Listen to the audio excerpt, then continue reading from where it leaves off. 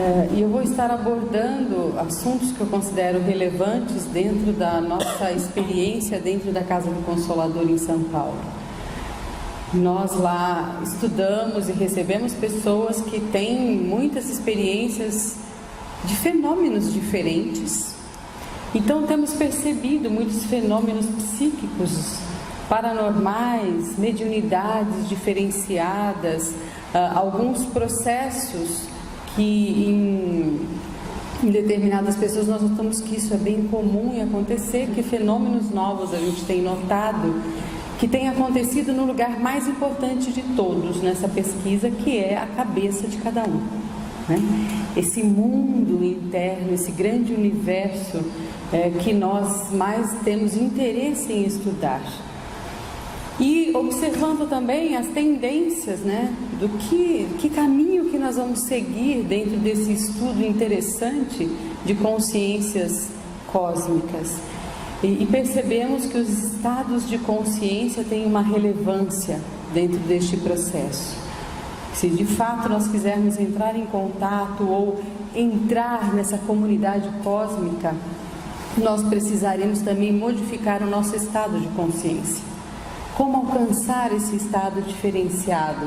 Como estar com seres com um conhecimento elevadíssimo, moral, ético, espiritual, superiores aos nossos, e como a gente conseguir este contato também subindo um degrau, saindo da nossa pequenez, dos nossos paradigmas limitados e ampliando esses paradigmas. E então vou abordar no tema da hipnose alguns casos que nós vivenciamos lá na Casa do Consolador. Também falar sobre a hipnose, porque existe muito mito em cima disso, existe uma expectativa não real do que é hipnose. Muitos curiosos, muitas pessoas brincando de fazer hipnose, ou mesmo trabalhando com processos de iniciação, com plantas de poder, com drogas ou coisas do gênero, querendo alcançar um estado de consciência que elas não conseguem, que elas gostariam de alcançar.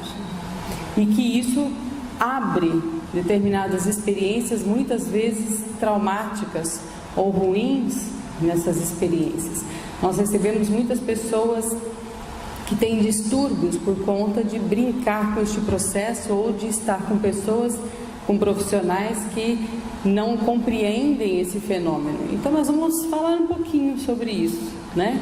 Sobre esses mistérios da nossa mente, como isso acontece dentro deste tema da ufologia e da espiritualidade com seres cósmicos. Bom, em casas espiritualistas e espíritas também, né? Tem aparecido bastante seres, são seres, normalmente os seres altos que aparecem, bem magros, não com uma aparência totalmente humana, mas com uma cabeça diferente, às vezes uma cabeça maior, olhos normalmente são bem diferentes. Esses seres são os que mais aparecem em trabalhos de cura, mas nós temos, lá na Casa do Consolador, nós temos uma mescla, seres aquáticos, que são seres muito amorosos, costumam aparecer, e insetoides. Os insetoides, nós percebemos que eles estão assim numa escala alta nesse trabalho de cura. São trabalhos muito voltados para misericórdia também, né? Trabalhos de misericórdia, quer dizer, lidar com o desespero, lidar com a parte mais, quando o ser está num momento muito difícil da vida deles. Então lá na Casa do Consolador nós temos alguns médiuns que trabalham com esses seres, são os que mais se apresentam, mas também existem os Greys, existem outros que estão presentes neste trabalho. Nós percebemos o seguinte: a doutrina espírita tem algumas dificuldades ainda por não ter estudado, aprofundado no assunto, por ser muito novo, mas já existe um interesse na Federação de São Paulo, pelo menos, que eles já chamam pessoas que falem sobre a ufologia científica. Isso já é um bom passo, um passo muito importante dentro de um congresso, no tamanho de São Paulo, isso é relevante. Eles quererem saber sobre esse assunto, pelo menos no ponto de vista físico. Ok, o que vocês têm de prova? Vocês conseguiram ver, tocar, sentou, tomou café, conversou com eles, né? Então, por enquanto ainda está nesse nível. E eles estão estudando a parte mediúnica e tudo mais, tenho certeza disso. Quando eu fui cantar na Federação de São Paulo, eles já comentaram que esse assunto já está em voga dentro dos cursos mediúnicos, o que é também muito relevante, porque todos os alunos falam. Eu, quando fiz o curso de médiuns lá na década de 90, a minha turma foi a primeira turma no centro, no começo da década de 90, foi a primeira turma de jovens que começaram a falar que tinham naves paradas. O Centro Espírita não tinha nunca ouvido falar sobre isso. E a minha turma, já era a turma das ovelhas negras, que começou a trazer uma coisa esquisita. Tem seres estranhos aqui, eles viam, percebiam, e os professores ficavam meio assim, sem saber o que dizer, porque já era muito diferente para a época. Hoje, muitos médiuns vão até a casa do Consolador porque eles não encontram nenhum respaldo dentro da casa deles.